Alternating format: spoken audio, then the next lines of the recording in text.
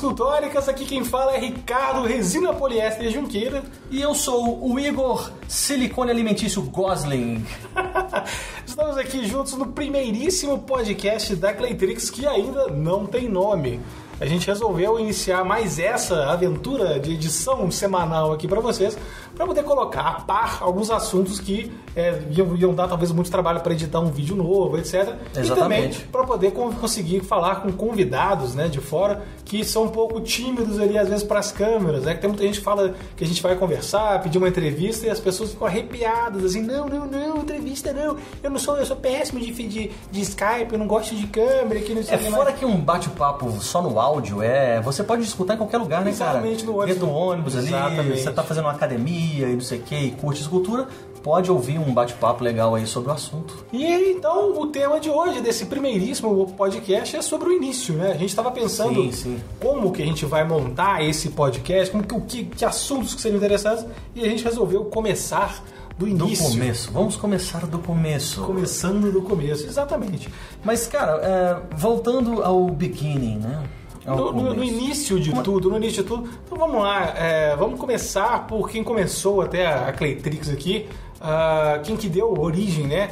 Lá no início de como que começou isso tudo, e foi com você, Igor. Como é que foi o esquema lá? Me conta aí, ou melhor, conta pra quem tá ouvindo a gente, como é que foi esse início, e o que você fazia antes de começar a esculpir, como é que foi esse primeiro passo escultórico aí? Pois é, engraçado porque assim, diferente de muita gente, eu não comecei de criança, né?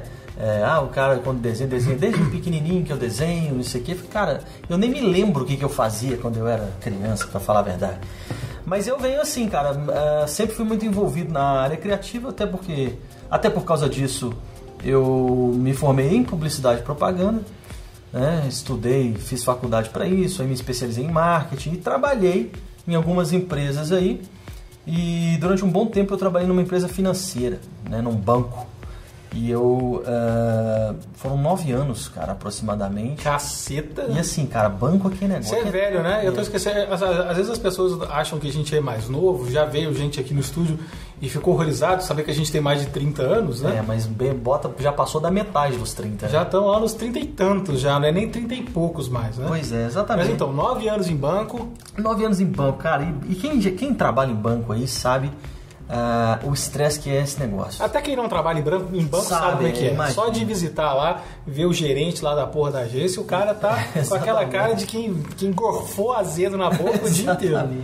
Então, cara, eu lidava com um estresse diário, bicho, e um mau humor, porque eu voltava pra casa, assim, nervoso pra cacete, descontava tudo na minha mulher, né, cara? 9 anos também depois disso, né, bicho? Porque... Desse bate pronto aí. Pra você ter uma ideia, eu entrei no banco, já trabalhei em outras empresas, mas eu entrei no banco no ano de 2001 e resolvi sair, e já era 2010. Eu tinha 21 anos de idade.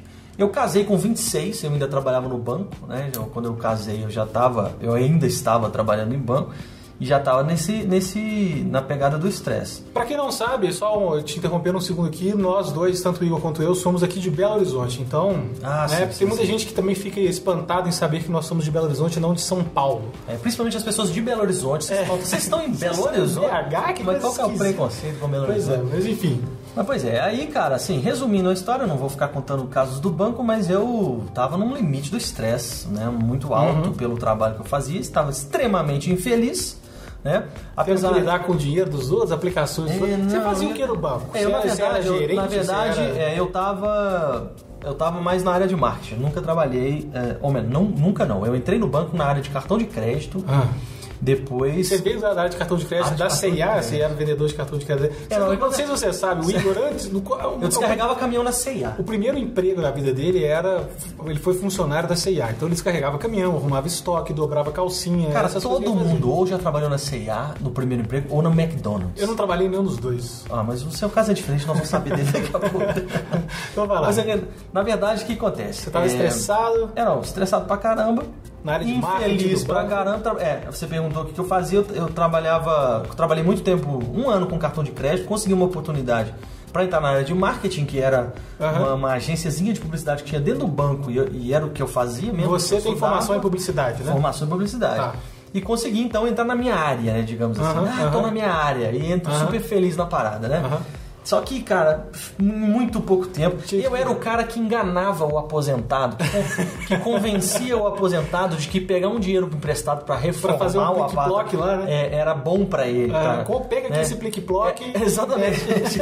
Era eu que virava e falava assim, fazer arte. Você que trabalhou a vida inteira e nunca pôde reformar o seu cafofo, agora você pode, que você está aposentado, eu vou lá arrancar o seu dinheiro lá mensalmente, eu te empresto uma grana, mas eu vou te arrancar esse dinheiro com juros mensalmente. Isso é bom para você. Eu era esse cara que criava a estratégia, que criava a propaganda, fazia um anúncio para realmente convencer entrar dentro do banco lá as pessoas a pegarem dinheiro no banco. Pois é. E você era o diretor criativo ou diretor de arte? Não, eu comecei como assistente de marketing, depois entrei na área de criação mesmo, de design gráfico, né, criando mala direta, aquelas paradas todas. A arte dessas que fica impressa dentro do banco? Exatamente. Até que eu fui crescendo para uma área mais estratégica. Eu comecei... fui sendo promovido ali, buscando o crescimento, sendo promovido até que eu cheguei à coordenação e gerência de marketing. Então eu coordenava a equipe de designers, né? A gente pensava na estratégia, a ação que a gente ia fazer, pensava em qual seria as mídias, o veículo que a gente ia vincular e fazia as propagandas. Igual uma agênciazinha pequena de comunicação, né? Exatamente. Só que a gente lidava com os produtos bancários, né? E com o universo do Pick-Block. E isso aí, cara. Então a pressão é muito grande, porque banco, cara, ele cobra muito de você porque eles querem pôr dinheiro lá dentro. Dinheiro. É o famoso spread, né, velho? E eu, apesar de que eu sempre fui envolvido com música, né? Eu estudo música desde menino.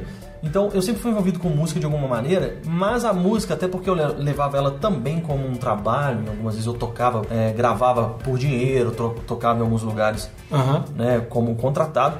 A música pra mim nunca foi muito uma válvula de escape pra esse estresse. Não era? Não era, cara, não era. Porque apesar de que era prazeroso pra mim, sempre foi e ainda é, eu nunca considerei a música, não sentia nela uma válvula de escape pra isso. Saca? Pro estresse. Até que... Você tocava com raiva, então. Exatamente. Já quebrei vários contrabaixos no final do... Eu não parei pra pensar assim, vou arrumar uma terapia. Eu tava simplesmente vivendo e trabalhando pelo dinheiro. Dia após dia. Porque eu ganhava um salário bem razoável. Vivia bem com a minha mulher e tudo mais em termos financeiros, mas vivia infeliz pra cacete, né? A minha qualidade de vida era ruim. Sim. Mas eu nunca pensava o que eu ia fazer pra isso mudar, porque eu trabalhava na onda. Tava ali na corrida dos ratos mesmo. Vamos lá, você se sujeita a muita coisa só pela questão do salário, sacou?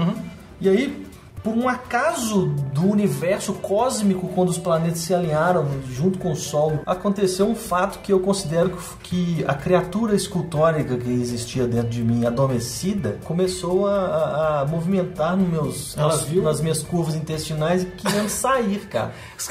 E aí... A sua criatura intestinal. Sua criatura escultórica vivia no intestino, cara, isso é chamado tênia. Exatamente. É porque a massa Menino já tava... de roça viveu... A massa escultórica já estava preparada. Na verdade, cara, foi um acaso. O que me levou pra escultura. Foi um acaso. Porque a minha esposa... É igual a história de filme, de cinema. Exatamente. Assim. Tipo, tá mais pra uma novela, né? Uma historinha de cinema, assim, de acontecer um milagre. Um milagre da criação. Mas o que rolou foi que a minha esposa marcou um curso. Ficou sabendo de um curso de artesanato em biscuit. Então, minha mãe sempre gostou dessa parada de arte, artesanato e tal. A minha esposa resolveu se inscrever nesse curso. Inscreveu ela e minha mãe. Inscreveu as duas. Não sei se para puxar o saco da sogra, o que era. Eu sei que ela se inscreveu ali. E no dia desse curso, cara, a minha esposa não pôde ir, que ela é bancária também, eram dois loucos. Vocês se conheceram no banco, por acaso, ou não? Não. Pelo menos, sei lá, foi na festa da PL, no final do ano. Foi tipo isso, exatamente. Festa de final de ano, a gente trombou lá na distribuição da participação dos lucros. O fato é que no dia do curso, a minha esposa não pôde ir. E eu, como ficava neurado com grana, ficava assim, bicho, você não pode. Minha mãe falou assim, sozinho eu não vou. Eu falei, você vai perder a grana da inscrição? Vocês duas estão loucas? Não, já pagou, mas isso porque a inscrição foi tipo R$45. Com material incluído. Com tudo, barato pra caramba. E eu reclamando.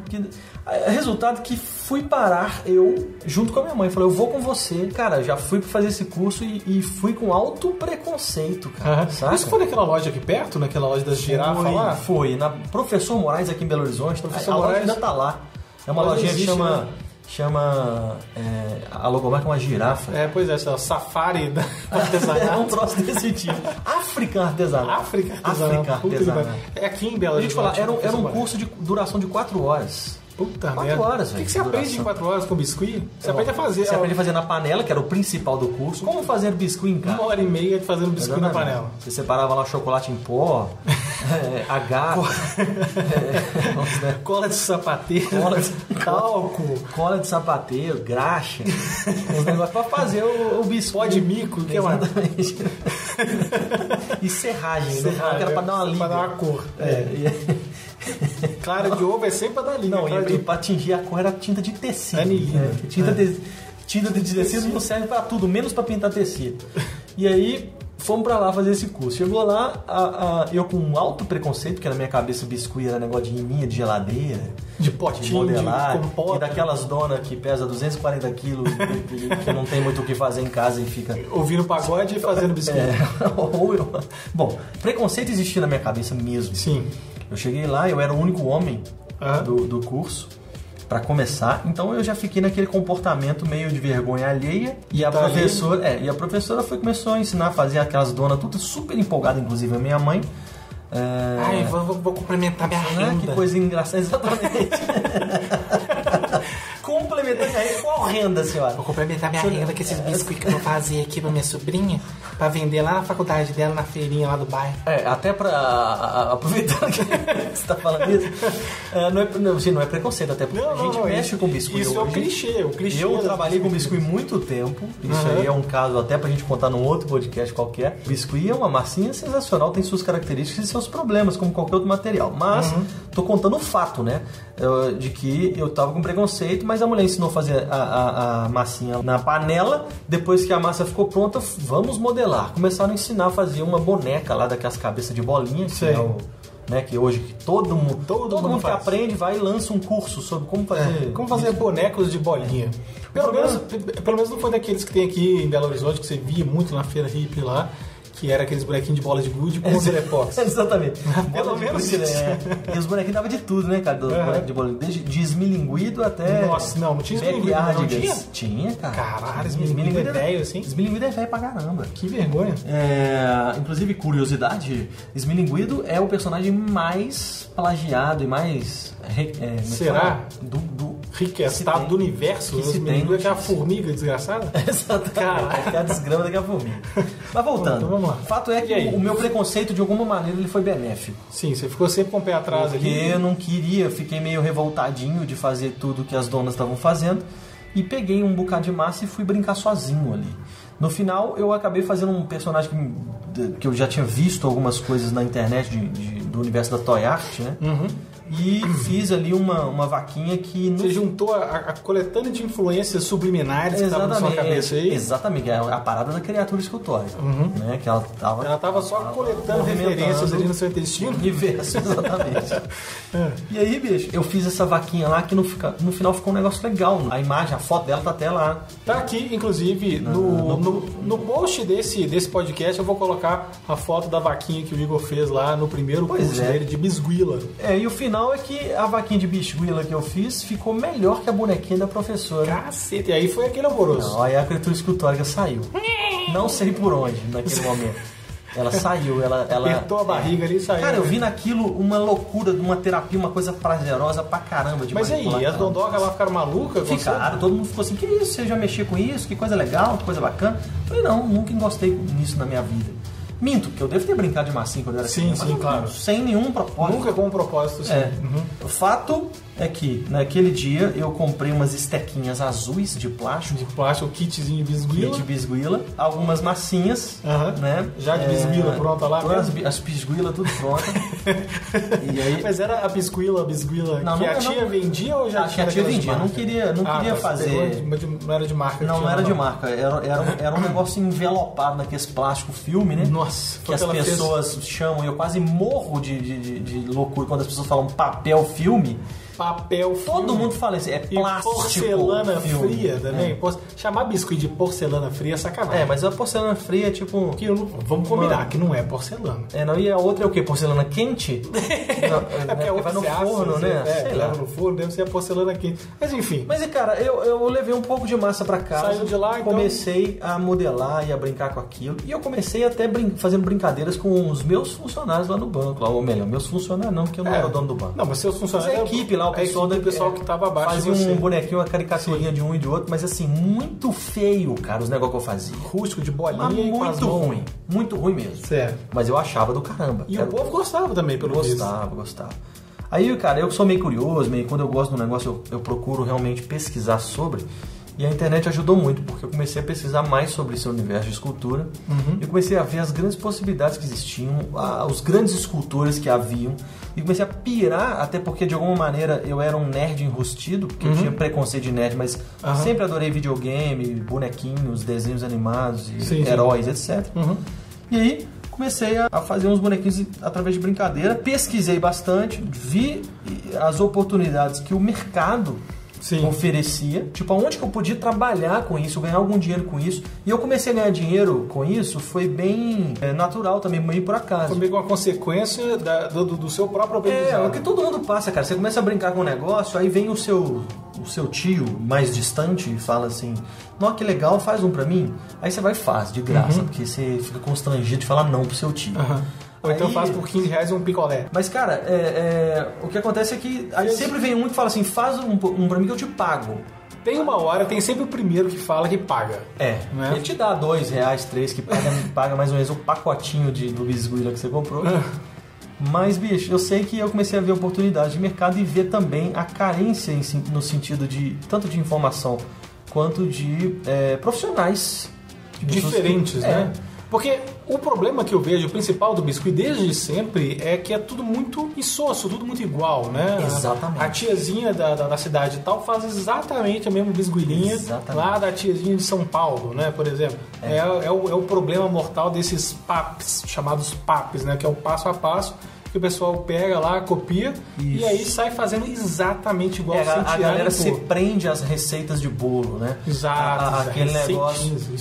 E aí que envolve muito, eu como sempre tive a mente muito criativa, assim, comecei a vir pro mercado, entre aspas, que eu não saí do banco. Vou fazer biscuit, vou sair do banco. Não foi assim. Eu simplesmente continuei aquilo e aí eu com todo o meu preconceito com as doninhas que estavam complementando a sua renda, comecei a complementar a minha renda. E aí eu me vi complementando a renda de tal maneira, e o meu trabalho sempre tinha algum diferencial, porque eu era criativo, que você falou, eu criava, eu fazia peças originais, mesmo na tosquice do aprendizado, das técnicas, dos recursos que você tinha em mãos na época. E o principal é que eu nunca tive na minha mente uma barreira de que, às vezes eu olhava um trabalho de um escultor qualquer na internet, que era um trabalho absurdo. Né? Por exemplo, vou citar um cara que eu desde o início eu conheci, que é o Mark Newman, e eu olhava as peças do cara e na minha mente não ficava aquele negócio assim, nossa, olha o que esse cara tá fazendo, eu nunca vou conseguir fazer. Pelo contrário, eu sempre pensei assim, cara, olha o que esse cara tá fazendo, olha aonde que eu posso chegar. Exatamente. Porra. Porque o que esse cara tem de diferente de mim? Eu também tenho cérebro, velho. Nem todo mundo tem esse pensamento, né, cara? A maioria das pessoas olha lá, vê uma pessoa que admira. Porque a barreira você mesmo cria pra si, cara. Eu lembro que eu não criei isso.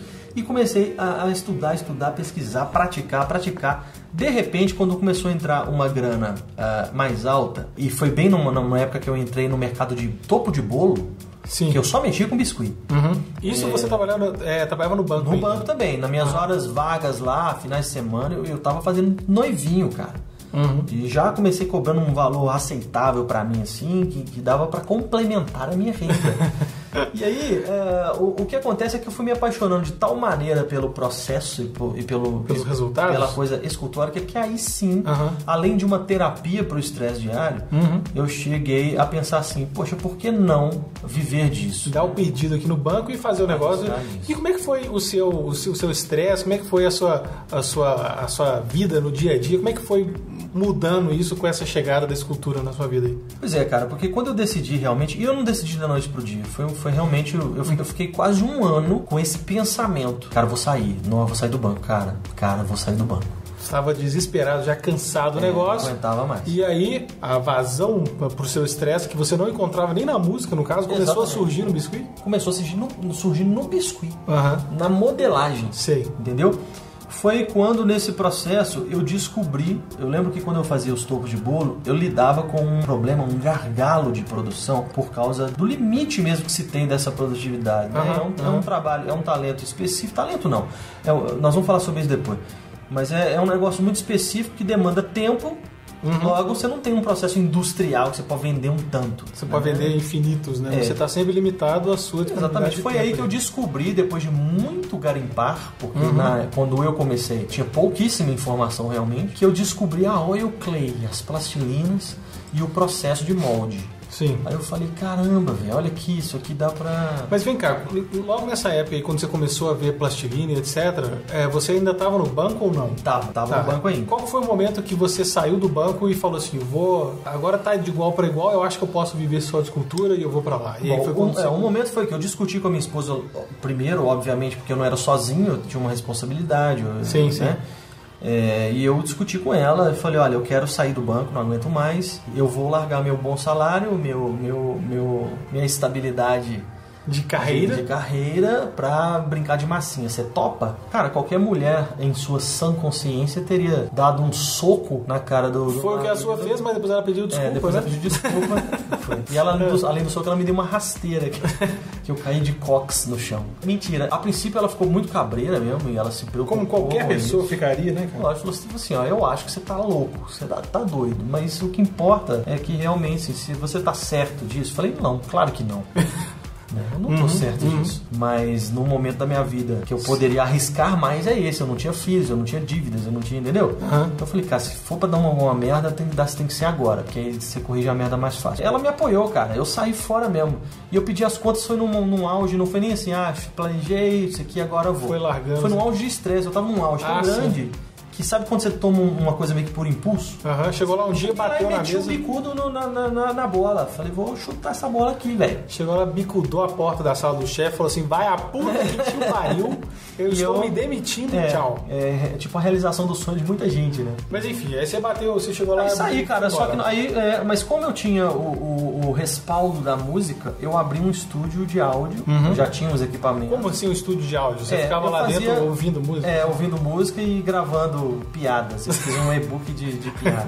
O primeiro audiobook do Ari Toledo foi gravado pelo Igor. Foi. Em 2004. Cara, imagina um audiobook do Ari Toledo, que merda. Imagina que merda. Mas enfim, aí você abriu o estúdio lá, o estúdio Gosling. Era o Gosling Studio. Que eu levava em paralelo. E eu fazia jingles, né? Eu fazia gravações, eu produzia CDs, disco, fazia... Gravação de disco? Gravação, produção musical. Produção musical e tudo mais. E junto com isso eu levava o negócio do topo de bolo. Sim. Inclusive, eu vou tocar pra vocês aqui um pedacinho de uma música que o Igor criou aqui para um cliente dele, que eu acho sensacional. O Igor, ele escreveu e compôs um disco inteiro para um cliente dele, chamado... Como é que chamava? A Turma da Rangolândia. A Turma da Rangolândia. Escuta aí. Um cliente do universo infantil, né? Então eu vou colocar um pedacinho da música dele para você ouvir aqui, só ver a genialidade do Igor pra música. Então escutei. Ele dança rock, salsa, ele dança samba, ele dança tudo, ele é fera demais. E tem de frango, tem de porco, tem de boi. Todo mundo gosta e todo mundo pede, seja na farinha ou seja com vinagrete. Ele fica gostoso demais. Tô falando do espetinho, esse cara é sensacional. Tô falando do espetinho, ele é sensacional. Ele é o espetinho popstar. Rangolândia vai. Ele é o espetinho. Tá vendo, gente? O negócio é sensacional. Isso que vocês ouviram só um pedacinho de uma música. Um dia, se a gente vai conversar lá com o Filomeno Filomeno Carvalho, grande parceiro, grande amigo. Dono lá da Rangolândia, vamos ver se ele autoriza a gente aqui, a gente publica. Pois é, Filomeno foi uma peça fundamental na história do meu empreendedorismo. E nessa alavancagem inicial. Apostou em mim lá. E aí eu vou ver se eu consigo, a gente consegue com ele, se bobear, a gente bota mais uma música ou outra aí um dia pra vocês ouvirem aí. Criações de Igor Goda, pra vocês verem o nível de genialidade do cara. Mas enfim, você montou lá então o estúdio de música, gravava jingle de casamento, gravava... fazia que isso, jingle de propaganda de rádio, spot de rádio você fazia também. Fazia de tudo, fazia até rádio pra polícia. A gente fazia aqueles também assim, o abacaxi está passando na porta da sua Atenção, senhora, atenção, mocinha, o abacaxi de Marataízes está passando na rua. O de Marataízes a gente gravou vários. Ou seja, né, cara, eu comecei a ganhar meu dinheirinho com isso e com um topo de bolo. E ao mesmo tempo eu continuava minhas pesquisas, as minhas cabeçadas no universo escultórico. Isso é a título de referência, quem é aqui de BH e foi aluno do Igor há mais tempo. Isso tudo era no estúdio dele, que era no sótão da casa da avó dele, no porão, não era sótão, não. No porão da casa da avó dele, no bairro Anchieta, aqui em Belo Horizonte. 13 por 13 metros quadrados. Que 13? É 3 por 6. Era um estúdio micro, era 3 metros de largura por 6 de comprimento. Era muito pequeno. Bem apertadinho mesmo, mas foi um lugar bem aconchegante para muitos escultoreteiros de Belo Horizonte. Foi. Mas enfim, a gente passou por ali. E, cara, acabou que nesse processo de pesquisa eu fui desenvolvendo e me apaixonando cada vez mais pela escultura, e ela começou a tomar totalmente o lugar da música. Sim. E chegou um ponto que eu realmente eu resolvi parar com a parte de produção musical. Parar totalmente. Sim. E aí o estúdio, que era um estúdio de música... Um estúdio híbrido de música e artesanato. Uma bancada para artesanato de pisguila. Sim. Eu simplesmente tirei todos os equipamentos de música de lá. Computador, aquela salinha de coisa de áudio, como é que chama aquele? A cabine mesmo de gravação de áudio e tal. Então a gente, cara, eu simplesmente fechei tudo e comecei a fazer só o negócio da modelagem. E aí foi aí que eu comecei a desenvolver mais a parte da plastilina, oil clay, molde, cast, etc. Foi nessa época que você descobriu a Jim Clay? Foi. Ah, sim. Foi nessa época que eu descobri a Jim Clay através até de um cara, porque o fato que eu pesquisava muito na internet e já fazia perguntas pelo Orkut, né? Nossa, é verdade. E algumas pessoas estavam no Orkut que esculpiam. Sim. Eu tomei muita portada na cara, né? A verdade é essa. Muita gente mesmo que já estava no mercado chegava lá, pedia uma informação. Cara, como que faz isso? Como é que você usa? O que você usa? Onde é que você compra? Era portada na cara, sacou? Mas algumas pessoas te abraçaram. Abraçaram, velho. Entendi. Entendeu? E aí foram te trazendo umas informações, te ensinando uma coisinha aqui, outra ali. E o que deslanchou o meu estúdio, na verdade, o que fez o estúdio crescer e definir um caminho, né, fazer um caminho mais definido, foi inclusive você, Ricardo Junqueira. Olha só! Por quê? Eu nunca tinha dado aula antes, para quem não conhece a história. Acho que o Ricardo ainda vai contar essa história mais profundamente, mas resumidamente, eu nunca tinha dado um curso. E eu já postava coisas do meu trabalho no Flickr. Nossa, é verdade. Né, no Facebook. Eu vi foi no Facebook meu trabalho seu e depois eu fui no Flickr atrás. Na época eu não tinha mais nada, era só isso. E eu lembro que tava num mês meio ruim, assim, que era um mês que eu tava precisando de grana, sabe? E aí de repente o telefone do estúdio toca, aí um candango fala assim: eu vi uns negócios aqui no Facebook, pô, legal, você dá aula. E na mesma hora a criatura cutucou meu rim direito, a criatura escultórica, e falou assim: você dá, velho. Eu nunca tinha dado aula na vida, né, de nada, assim, mas só de música, já tinha dado aula de música. Mas aí eu falei, não, claro, dou sim. Inclusive tá para acontecer uma turma de um workshop que eu vou dar no próximo no próximo fim da semana. E não tinha nada, não tinha ninguém, não tinha turma, ainda tem mais 2 vagas, se você correr. Tá só 2 vagas. Aí esse cara no telefone, não, beleza, então eu vou fazer. Quanto é que é? Aí passei o valor lá, que na época eu nem lembro. Era tipo uns R$180, R$160. Foi um negócio tipo assim, cara, eu lembrei de uma conta de luz que eu tinha e falei, tem que pagar essa conta. É R$183,79 o preço do curso, né? E esse alguém era você, ligando lá. E tudo bem. Fato que eu liguei pra alguns amigos. Pra poder ir lá, pra poder me enganar? Pra te enganar. Porque esses amigos falam assim, cara, eu vou dar... Eu tô fingindo que eu vou dar uma turma aqui e essa turma precisa existir. Porque o cara vai vir aqui, vai chegar aqui, vai ter ninguém, vai ter só ele. Então, por conta de uma pessoa que estava indo incauta e desavisada, você estava disposto a gastar dinheiro com mais 4 para poder só fazer o volume da turma, né? O bom é que nessas horas você conhece seus amigos mesmo, que somente um deles é que falou, não, beleza, eu vou. Bora lá. E o Lucas foi. E aí, então só tinha você e o Lucas lá. E foi onde comecei a dar aulas, cara. E eu vi que eu tinha uma didática, que eu tinha um jeito, uma facilidade, que eu gostava, né? Sim. E aí o estúdio começou a fazer mais grana com a coisa das... Sim, de aula, né? Foi nessa época que você resolveu falar assim, porra, eu posso, além de fazer as encomendas, eu posso também dar aula e ir pra frente, porque vai surgir gente interessada e tudo mais e tal.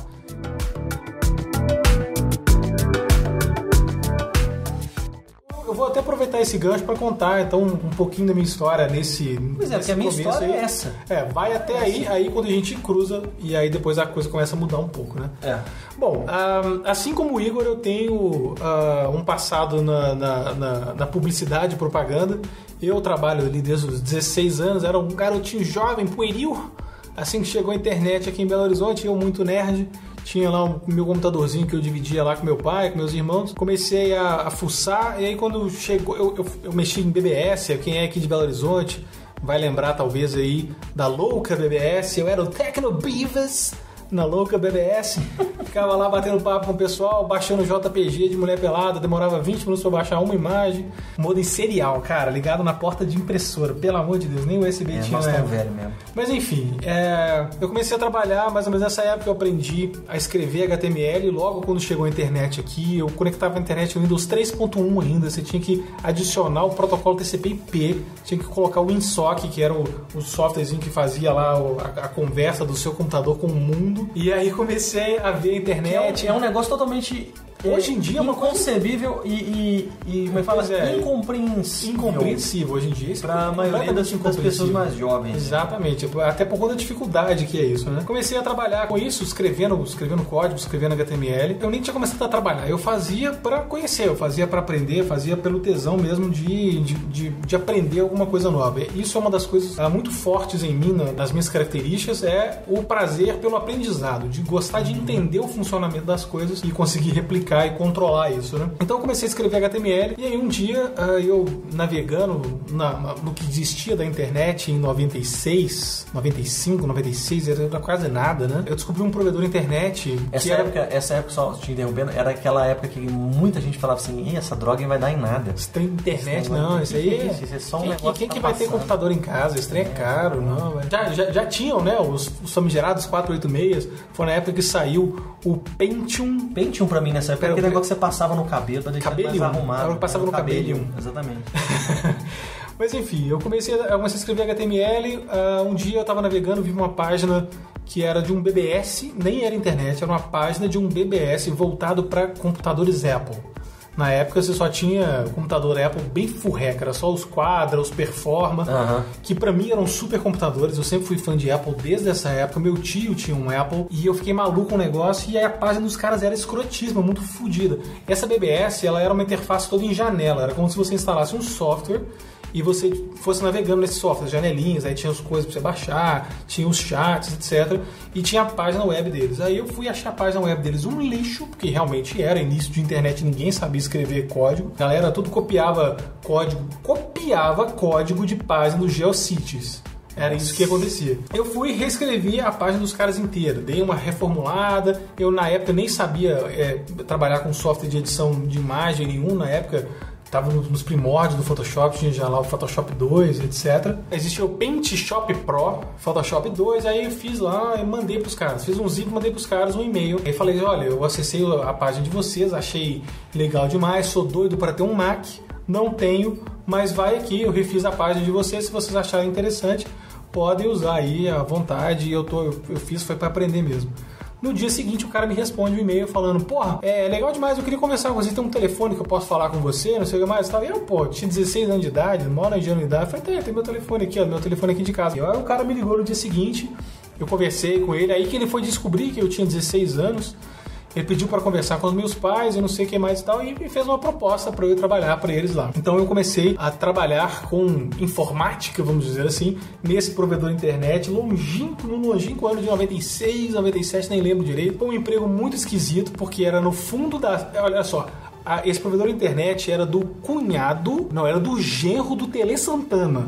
Um cara casado com a filha do Tele Santana. E nessa época o Tele Santana nunca tinha sido nem técnico da seleção brasileira. O Tele Santana nem tinha tido um AVC ainda, o cara estava inteiro ainda, ele aparecia lá de vez em quando. Mas enfim, era nos fundos, era um casarão que tinha lá de 3 andares e nos fundos tinha tipo as dependências de empregados. As dependências de empregados é melhor que o meu apartamento hoje em dia. Era uma escadinha que você subia e eram 3 salas conjugadas, aí tinha uma sala só dos servidores. Na outra sala era onde a gente ficava, que era eu, um cara que tinha sido meu colega de escola na 4ª série ou na 5ª série, que era um cara super novo, e esse cara lá, que era o genro do Tele Santana, que tinha me contratado. E a gente trabalhava, cara, os computadores que a gente ficava, eles ficavam numa estante de bambu, cara, essas que você compra na feira, sabe, de bambu amarrado. Eram os negócios assim. Mas não aprendi nada, assim, profissionalmente, porque eles sabiam menos do que eu, né? Eu fui contratado para trabalhar lá, para poder fazer a página deles e para eles passarem a oferecer isso como serviço para cliente. Porque eles forneciam acesso à internet para grandes empresas aqui de Belo Horizonte na época. Isso parece um negócio tão distante em termos, então, em termos cronológicos, né? Pois é, mas isso, olha só, tem tranquilamente 20 anos, cara. É distante. Tem 20 anos, é muita coisa já, né? Só um comentário, a coisa que eu mais gostava desse emprego, eu ganhava um salário, sei lá, eu seria equivalente hoje a R$600, R$700, que para um menino de 16 anos fazendo a 8ª série, já que isso, velho, era tunar a rodinha do carrinho de rolimã tranquilo. Que isso, era bom demais, né? Então eu podia comprar a mochila da Company, né? E tudo mais. Mas o mais legal... Você usava Zeppelin nessa época? Não, eu usava Company e Ocean Pacific. Tá. OP. Era um estojo da OP. E aí, cara, eu comecei a trabalhar com isso e daí eu não parei mais. Só aproveitando a última linha aqui, o que eu achava mais legal desse emprego era porque o genro do Tele Santana, que era o meu chefe, pagava quase que todo dia, ele ia com a gente no McDonald's na Praça da Assembleia, que era tipo um quarteirão e meio. Luxo, né? E ele falava, pode pedir o que vocês quiserem. Era eu e o sobrinho dele comendo McDonald's dia sim, dia não, mas assim, enchendo o rabo. 3, 4 sanduíches, levava milkshake pra casa.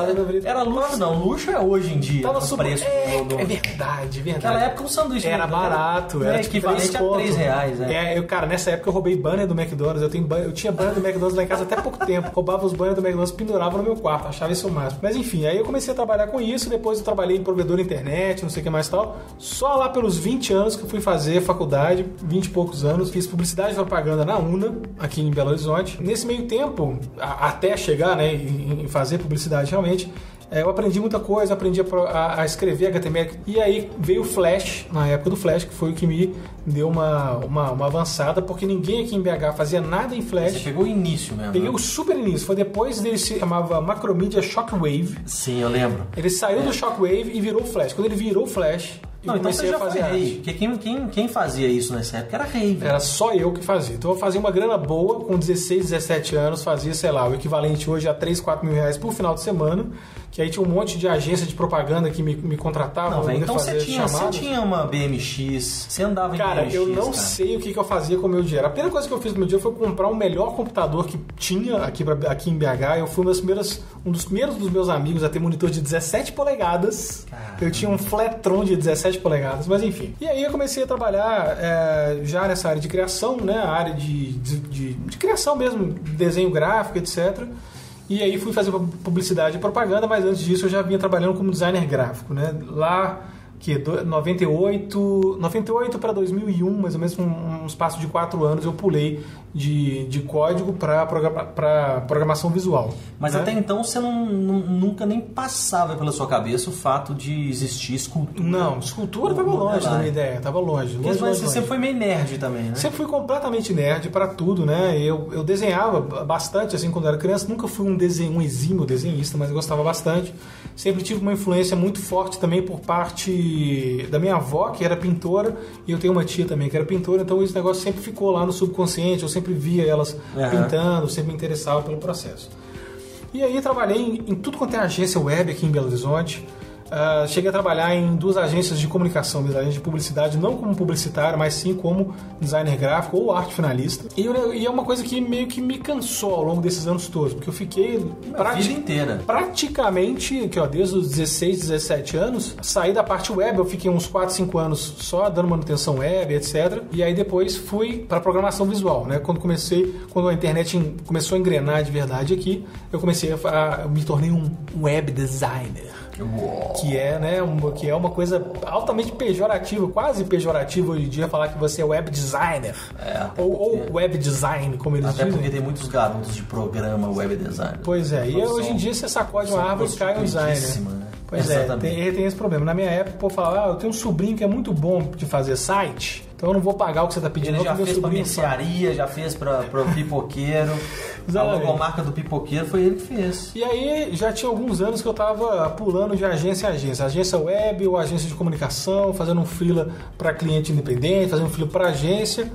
E aí eu tava numa agência, uma agência mista, que é web e off, né, e offline, etc, que é tradicional e web. E tava assim, já completamente esgotado, querendo chutar o balde. E aí eu tava assim, estressadaço mesmo. Eu tava, foi mais ou menos na época que eu casei em 2009, já tava estressadaço com o negócio. E aí um dia, navegando no Facebook, numa tristeza de um fim de dia, assim, cheguei em casa, era da época que eu agradecia que tava chegando sexta-feira e achava ruim que tava chegando segunda, igual muita gente faz hoje em dia. E aí eu vi uma escultura sua na página de um amigo meu no Facebook. Não sei nem se eu posso chamar ele de amigo, é um conhecido muito querido, que eu tenho um relacionamento super positivo, que é o Guilherme Briggs. Eu acho que eu não posso falar que eu sou amigo do Briggs, porque a gente realmente nunca conviveu, a gente não tem, até por estarem distantes.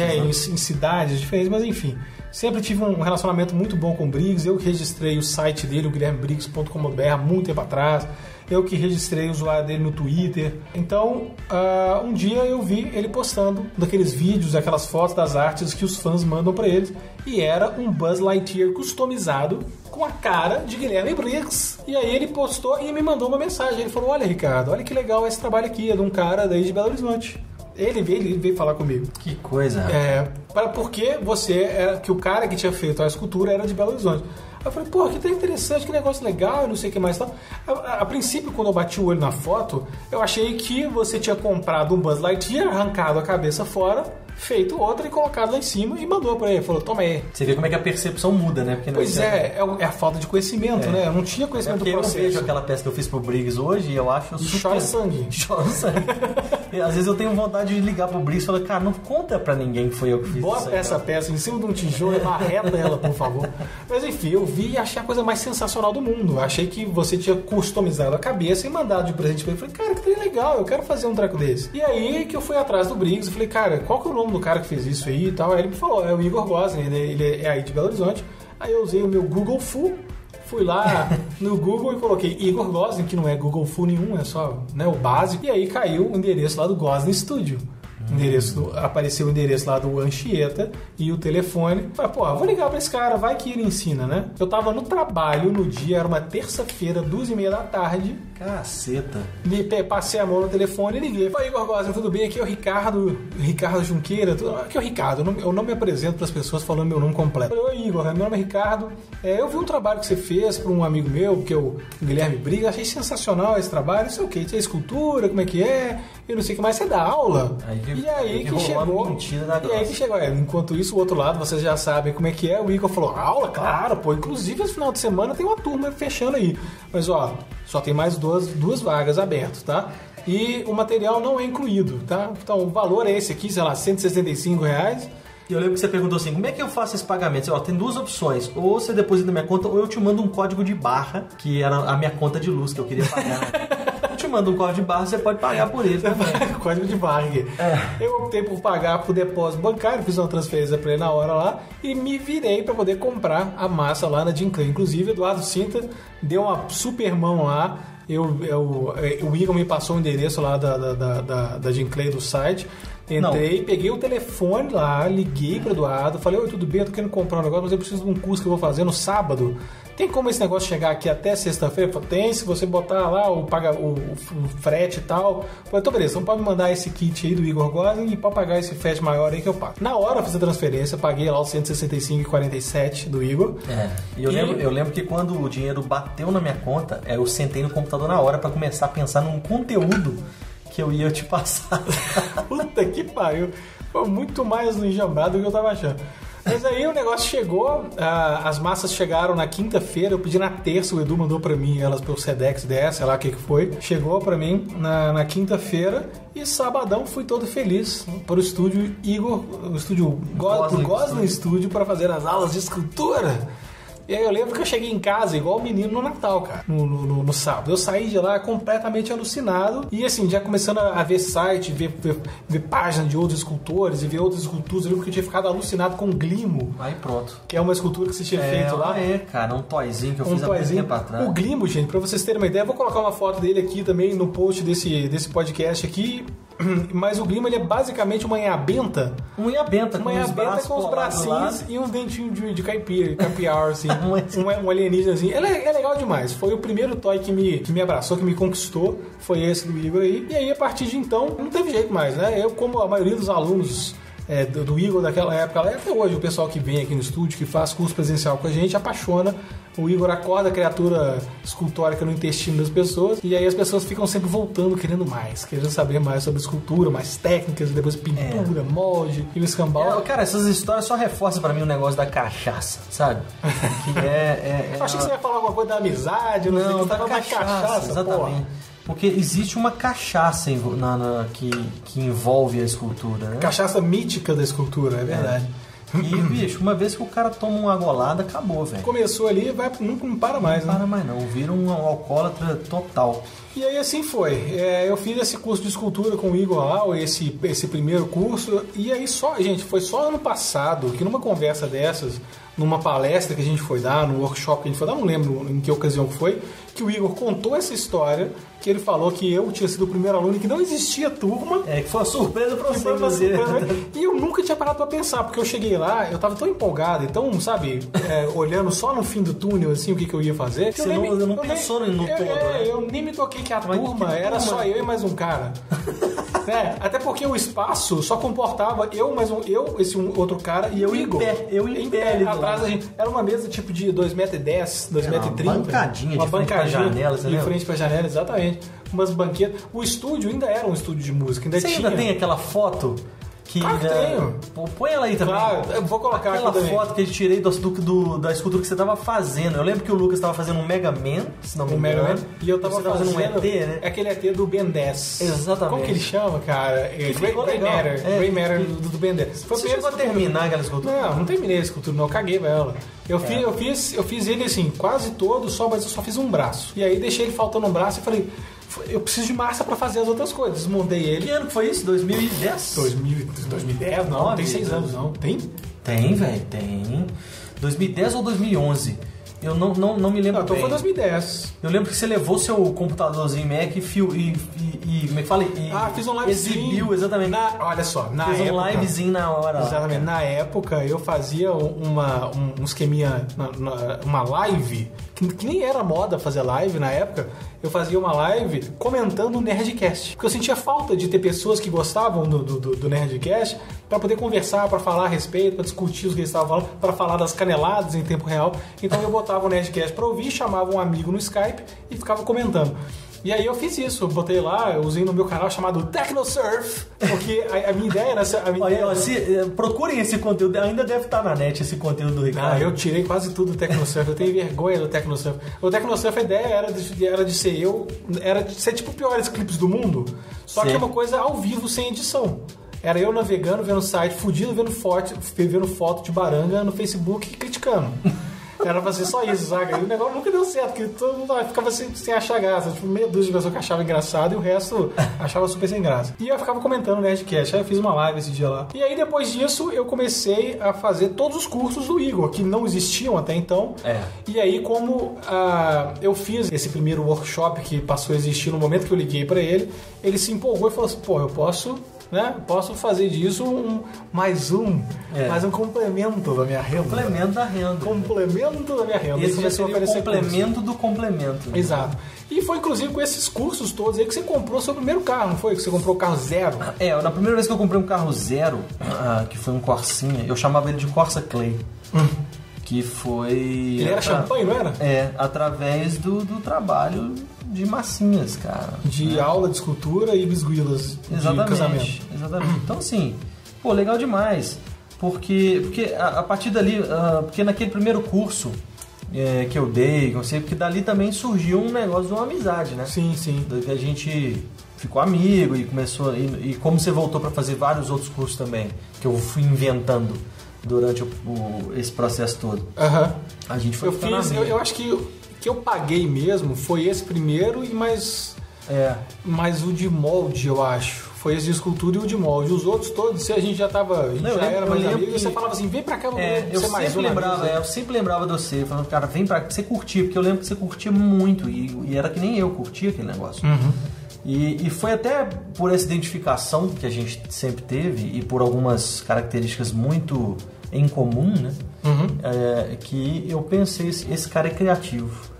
Eu vou chamar esse cara para trabalhar comigo, quem sabe? E foi... fazer alguma coisa aqui. E a gente começou essa conversa de trabalhar junto, foi em 2011. 2012. 2012. Para concretizar somente em 2014, 2015, né? Não, foi... A Claytrix existe desde 2014. A gente foi no final de 2012 para 2013 e aí a gente foi dar o passo inicial mesmo de caçar um lugar para montar o estúdio. Foi final de 2013. Exatamente. Foi dezembro de 2013 e a gente falou, vamos embora, vamos fazer uma coisa juntos, vamos montar um estúdio, vamos montar um estúdio. Não, o que foi mais interessante nas conversas que a gente teve, que a gente não resolveu montar um estúdio pelo simples fato de vamos arrumar alguma coisa para nossa vida, pra gente fazer. Uma ocupação. É uma ocupação. Não foi. Foi algumas filosofias, né, cara? Alguns ideais que a gente tinha. Sim. Que a gente gostava tanto disso e tinha tão pouca informação que a gente falava assim, cara, a gente rala tanto que o que a gente tem aprendido, vamos passar para essas pessoas. Vamos transmitir isso. O que eu sentia muita falta também na época era ter alguém para poder conversar sobre as coisas que eu gostava. No caso, isso, né? Das coisas que eu estava interessado. E aí, como você acabou se tornando um imã para essas pessoas, você atraía gente que gostava das mesmas coisas, era muito prazeroso realmente frequentar o estúdio. Né? Tinha sempre alguém lá fazendo um curso que tinha sabia... um cheiro característico, né, cara? Tinha um cheiro de delimonene com poliéster. Com poliéster. Eu lembro. Porque a gente chegava na esquina e já sentia o cheiro de tô chegando no estúdio. Pois é, mas tinha verdade. Tinha umas alucinações breves, mas era um negócio bom. Toda vez que eu vejo uma nuvem de pernilongo também, eu lembro lá do estúdio. É o lugar que mais tinha pernilongo na terra. Na cidade. Eu não sei. Eu passava delimonene no corpo como repelente também. Não sei como que a gente não pegou umas doenças bizarras lá, uns tifo, febre amarela, porque o lugar pra ter pernilongo. Pernilongo, até rato eu matei naquele lugar já. Mas, é verdade, depois um dia a gente conta essa história do rato. Mas aí a gente começou, então, gente, voltando aqui, resumindo a parada, a gente começou a conversar no final de 2013 e a gente... Vamos juntar as forças, vamos juntar a criatividade de um lado, o conhecimento que já existe do outro aqui, vamos fazer alguma coisa legal. A gente sabe que vai sair alguma coisa legal, mas não sabe o que, não sabe o que a gente vai fazer propriamente dito, como que vai chamar nem nada. Vamos juntar as estecas e vamos fazer alguma coisa, vamos embora. E foi junto na época que a casa da avó do Igor, onde era o estúdio, foi vendida. Então tinha uma data para poder fechar as portas. Exatamente. Minha avó faleceu, aí os irmãos, né, meu pai e os irmãos dele resolveram vender a casa. Que era uma casa muito grande, um custo muito alto. Num bairro bem valorizado. Perdi meu estúdio de graça. Porque eu não pagava aluguel, né? Não pagava nada. Perdi minha sala. Só telefone e internet. Aí foi um pontapé também. Sim. Agora não tem jeito. Não tem jeito. Também, até porque se fosse eu e você lá dentro daquela salinha lá o dia inteiro, a gente ou ia se pegar ou ia se matar. Ou se pegava ou se matava. Eu acho que ia se matar. Ou ia trançar as barbas ou ia... Pois é. Mas aí a gente saiu à procura de um espaço legal que fosse atender o que a gente queria fazer, que era um negócio meio nebuloso ainda, né? A ideia era meio que continuar com as aulas presenciais, era de fazer encomendas, de ser o padrão de um estúdio, né, de escultura hoje em dia. E aí a gente bateu perna pra caramba, fomos em centenas de milhares de imobiliárias, olhamos uma porrada de sala e encontramos a sala onde a gente começou com a Claytrix, aqui no bairro Funcionários, em Belo Horizonte.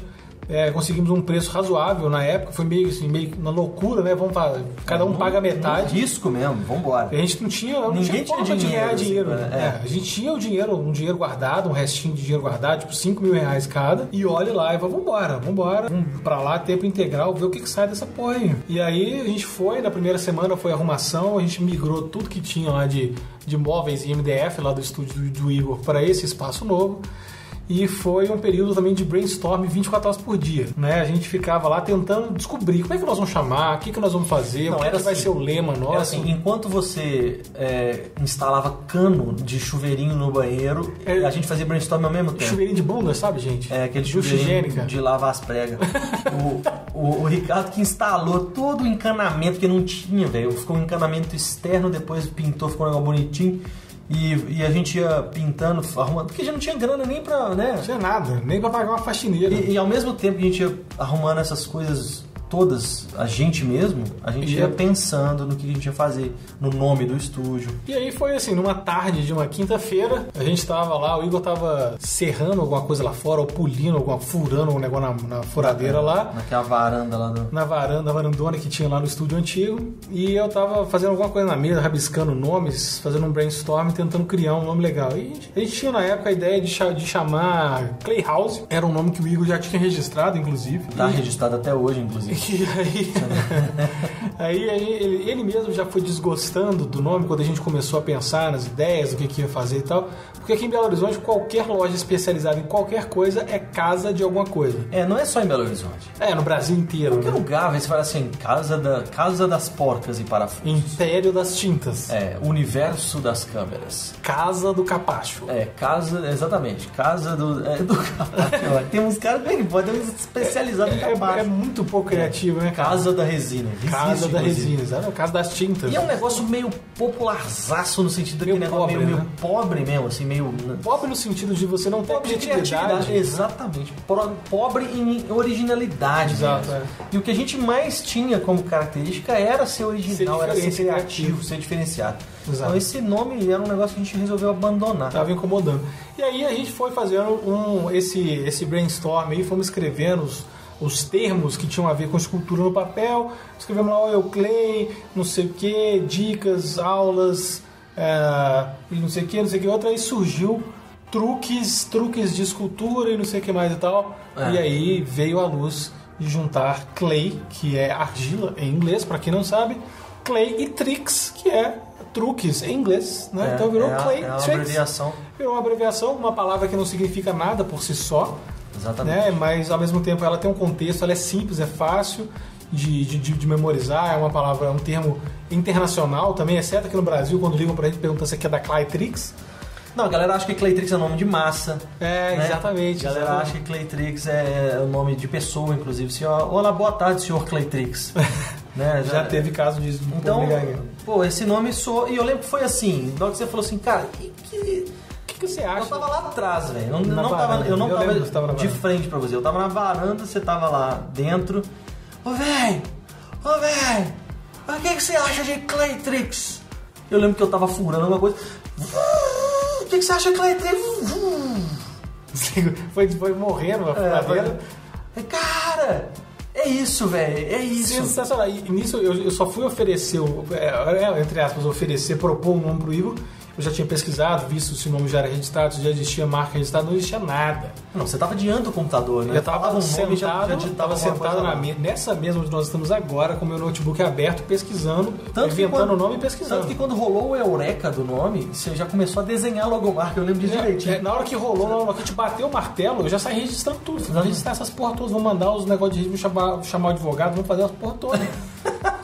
Na hora. Não, já começou a desenhar uns ícones, uns negócios e tal. Eu lembro que na mesma semana já tinha um íconezinho. Na mesma semana já tinha a marca. Teve várias vários desenhos. Várias paradas, né? Eu tava encasquetado em fazer um esquema que era um hexágono para poder encaixar um no outro, vários, né? E para quem não sabe, ele é um hexágono, mas ele é como se fosse um cubinho fatiado na diagonal. Exatamente, a nossa marca é um cubo de massa, fatiado. um bloquinho de massa fatiado. É como se você pegasse um cubo de massa e tirasse uma lasca dele, e aí ele forma aquele nosso símbolo. Um dia a gente vai fazer alguma pecinha 3D com isso aí. Uma versão materializada. Olha, deu até a ideia de fazer uma transição nova para abertura do canal lá no YouTube. Quem sabe, né? Pois é, mostrando como é que é a marca de verdade. Formar um cubinho, dar uma fatiada, Claytrix. Exatamente. Sensacional. Exatamente. Aí, com uma semana, a gente já tinha a marca pronta, já tinha o nome pronto, já tinha os tracks registrados, e eu saí registrando tudo. Tudo quanto é mídia social que podia, que tinha na época lá. Eu fui tentando registrar o Claytrix, consegui alguns, né? O Instagram não consegui, o camarada, inclusive, que eu dou no Instagram, já quase trocou, deu pra trás aos 48 do segundo tempo. Que ele ferrou a gente lá. O do Twitter é uma conta, o Claytrix no Twitter é uma conta que tá morta lá, eu não consigo reaver, mas enfim, a gente vai tentando ir na medida mas essas histórias que a gente contou aqui é pra falar um pouco do início. Exato. De como é que a gente... em que ponto que a gente está hoje, na verdade. Porque, na verdade... Deixa eu só aproveitando antes de você falar isso aí, quando a gente decidiu o nome, a gente fechou o nome e aí a gente pensou, beleza, a gente já tem o nome, o que nós vamos fazer? Pois é. Como que a Claytrix vai funcionar? O que ela vai ser? A gente vai ser uma escola? Inicialmente a gente ia pensar em ser uma escola com aula presencial, né? E aí depois, né, foi um ano de Copa do Mundo, foi um ano desgracento, pessoal com medo de protesto, com medo do gigante, né, acordar lá e ter aquela confusão, o povo não saía na rua nem ferrando. Foi quando começou a desbancar a crise, que estava difícil da galera andar pela cidade para vir fazer curso com a gente e tudo mais e tal. E aí, em paralelo, a gente definiu o lema. Qual que era o lema da Claytrix? Exatamente. Que foi até por mais uma insistência minha. Eu falei, cara, uma coisa que a gente não pode perder aqui no estúdio, seja lá o que nós formos fazer, é essa sua boa vontade, essa sua abertura de ensinar para os outros o que você sabe, sem ficar nesse mimimi de não, isso eu não posso te contar, porque isso é meu segredos de profissão. Meu segredo de profissão. Eu ralei muito para chegar onde eu tô, você não vai receber isso de mão beijada. Né? E eu sempre achei isso muito legal do Igor. Eu tenho certeza que outras pessoas que foram alunos dele também, nessa mesma época que eu fui aluno, que eu descobri lá, tem essa mesma opinião. E foi esse o lema que a gente abraçou. A Claytrix vai ser um facilitador de acesso às informações escultóricas para que você possa esculpir, aprender e melhorar e se divertir sem segredo. Sem segredo e ficar absorvido pelo simples prazer de fazer, que é o que a gente gosta de escultura, né? Que é de ficar perdido nesse tesão de esculpir, de ver a criação tomando forma. Exatamente. E aí foi isso que moldou o que hoje é a Claytrix, o que a gente faz lá no Facebook, no YouTube também, no Instagram, que é essa ideia de divulgar e de propagar essas informações. E o que é mais legal, cara, disso tudo é que quando a gente faz essa viagem para trás, né, e começa a lembrar das origens, de como é que começou e tudo mais, como é que hoje a gente já está num caminho muito diferente do que quando eu comecei sozinho ali, quando a gente juntou as malas, né? E começamos a caminhar junto, né? Exatamente. Já é outra coisa, o foco já é diferente, né? Justamente porque é muito legal isso, cara. Eu acho isso sensacional. Porque você vai descobrindo, à medida que você vai evoluindo, aprendendo e vivendo experiências dentro de uma coisa totalmente nova que era na minha vida, na sua vida, certo? Mas que era, além de nova, também era algo que estava dando prazer pra gente. Sim. Que a gente não estava mais, eu pelo menos, aí eu falo de experiência própria, não estava mais trabalhando pelo dinheiro. Sim. Igual eu trabalhava antes. Né? E também sem o sofrimento, sem o estresse todo de ter que ir trabalhar. Exatamente, né? Aquele negócio que você falou lá por exemplo, eu perdi a euforia da sexta-feira. Sim. E o desespero e a angústia da segunda. No domingo à noite. Eu nem fico felizão. Não, hoje é sexta-feira, mano. Porque, cara, sexta-feira pra mim é igual segunda, que é igual domingo, que é igual sábado. Pois é. Porque a gente faz o que gosta. Então a gente, exatamente, a gente vem aqui no estúdio no final de semana, vem quando precisa, viaja, faz o escambau, sem achar ruim, sem achar pesado, porque realmente é uma coisa que que é muito prazeroso, tanto para mim quanto para você, né? Tem até uma frase que eu não sei se é essa mesmo, né? Nesse formato que fala assim: trabalhe com aquilo que você gosta e você você nunca vai precisar trabalhar. É mais ou menos por aí que é isso que a gente tem experimentado. Lógico e óbvio, é assunto até para um próximo podcast, não é uma caminhada fácil. Definitivamente. Porque às vezes o cara escuta tanta história que a gente contou aqui e fala assim: não, amanhã eu vou pedir minhas contas lá, passa a régua aí, velho. Vou mandar meu chefe, né? Vou chamar, puta que pariu, hoje, amanhã eu já vou pegar os clientes, já vou fazer umas peças fora. Minha mulher, se ela falar assim ou não, também tô cagando, vou fazer assim mesmo, os caras já estão lá. Não é isso, cara. É difícil, uma caminhada árdua, a gente vive isso diariamente. Como qualquer outra, né? Como qualquer outro empreendimento, exatamente. O cara começar do zero, de se descobrir, de se melhorar e de conhecer quem é o próprio público, quem são os clientes. A diferença é que a gente faz o que gosta. E assim como dizia Thomas Edison, né, filosofando Thomas Edison, ele falou assim, muitas coisas que ele fez e não deu certo, ele falava assim, eu não fracassei.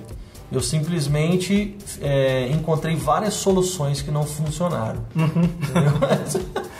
E se você olhar por esse lado, o cara fazia o que ele nasceu para fazer, velho. Sim. Assim como, né?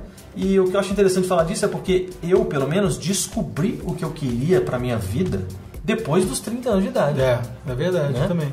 Fiz faculdade com 18, 19, fiz especializações, trabalhei não sei o quê. É interessante você ter que decidir a sua vida e o seu futuro quando você é um moleque. Quando você não tem nada na cabeça, eu também acho isso muito esquisito, cara. Mas tudo bem, mas o que é interessante é que nunca é tarde. Né? A gente conhece casos de pessoas, né? Você sabe de quem que eu tô falando, que começaram a esculpir depois da idade. Depois da aposentadoria. Depois da aposentadoria. Sabe? Se descobriu. Exatamente. Né? Descobriu que tinha uma criatura escultórica enorme, muito forte. Por isso que eu acho sensacional essa coisa que você fala aí da criatura escultórica, que ela existe dentro de todo mundo, realmente. Sim. Basta saber se você vai deixá-la invadir suas entranhas e te deixar bêbado de pinga escultórica. Exatamente.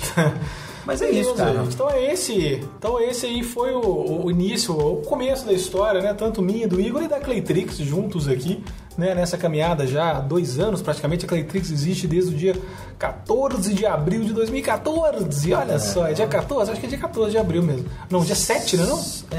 Cara, acho que é 7. Eu sei que é o cara das datas. Eu acho que é 7 de abril de 2014. Eu nunca me lembro. É só olhar naquele vídeo do aniversário nosso lá que a gente lembra disso.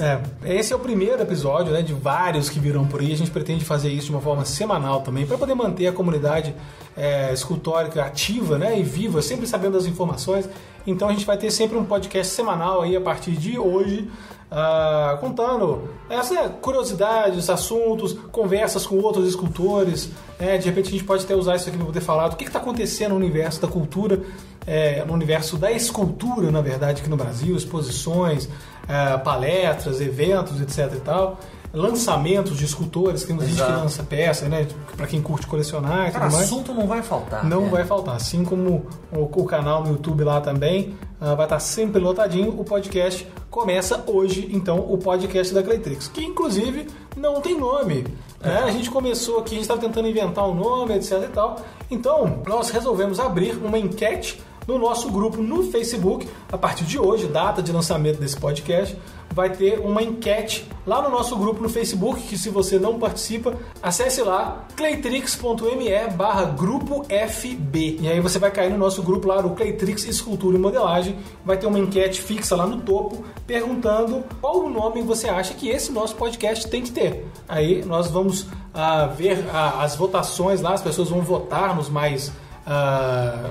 nos nomes que elas gostam mais. Você pode sugerir o seu nome, pode pedir para as pessoas até porque a gente votarem no seu nome, mas não tem um compromisso. É isso que eu ia falar, porque a gente resolveu gravar o podcast aqui sem antes ter parado, vamos pensar no nome, não, vamos gravar, vamos fazer. Depois a gente pensa nisso, porque a probabilidade, com toda a modéstia que nós temos, a probabilidade de nós mesmos pensarmos num nome muito mais legal que o seu é muito grande, né? Mas beleza, vamos te dar a oportunidade de ajudar. E caso o seu nome seja realmente criativo, original, o mais legal, assim, o mais legal, interessante, que a gente fala assim, cara, vamos usar o nome desse cara, né? A gente quer o que a gente pode fazer? Vamos fazer uma coisa legal para Vamos fazer uma coisa legal. Né? E o que vai ser? A gente pode convidar essa pessoa para participar do podcast. Muito bom. Quem sabe até abordando um assunto sobre criatividade. Sobre criatividade ou sobre uma especialidade da pessoa. Se você for de Belo Horizonte, você vai poder participar com a gente aqui ao vivo, pessoalmente, aqui no nosso estúdio mesmo. Ou se você não for de Belo Horizonte, a gente grava com você via Skype. Nós vamos te ligar e gravamos toda a nossa conversinha via Skype. É isso aí. Beleza? Então vai estar lá essa enquete lá no grupo do Facebook a partir da data de lançamento deste podcast para você sugerir o nosso nome. Beleza? E aí, se você está conhecendo a gente miraculosamente pelo primeiro podcast, não sabe de mais nada que a gente faz, nós temos também um grupo, uma página no Facebook que está em claytrix.me/Facebook. Pode acessar esse endereço mesmo, parece maluco, mas é isso mesmo, ele vai te mandar para a nossa página lá, claytrix.me/Facebook. Nós temos também um canal no YouTube onde a gente mostra lá ao vivo, toda quinta-feira nós temos eventos ao vivo no YouTube, lá na nossa página. Umas livezinhas bem interessantes. Lives das 7 às 8h30, tá? Toda quinta-feira tem live lá e temos os vídeos semanais também lá no YouTube, no endereço claytrix.me/YouTube. Beleza? E temos... Por último também, que acaba caindo no Facebook junto lá, mas temos também uma página, um perfil no Instagram, que se você quiser seguir a gente lá, tem sempre dicas bacanas, fotos dos trabalhos que a gente está fazendo, videozinhos rápidos de coisas divertidas aqui do universo escultórico. O endereço é, para variar, claytrix.me/Instagram. Só acessar e passar a seguir a gente, beleza? É isso aí. Bem-vindos ao primeiro podcast. Vamos aqui nos despedindo depois de um longo bate-papo super bacana e interessante sobre nossas origens. Exatamente. Né? E vamos aguardar o próximo. Se você acha se você curtiu esse podcast inicial, tá achando legal, passe para o seu amigo escultórico, mostre para o coleguinha da faculdade. Né? Publique lá no seu grupo, lá no Facebook. E até porque não, né? Aproveitando lá, assim que a gente definiu o nome, mande pra gente sugestão de pessoas que vocês querem ouvir a gente conversando. Sobre os assuntos, sobre os temas que vamos conversar, sobre pessoas que a gente pode convidar para conversar. Exatamente. Beleza, criaturas escultóricas? Então tá bom, nós vamos ficando por aqui hoje. Um grande abraço para vocês e até a próxima. Até, my friends.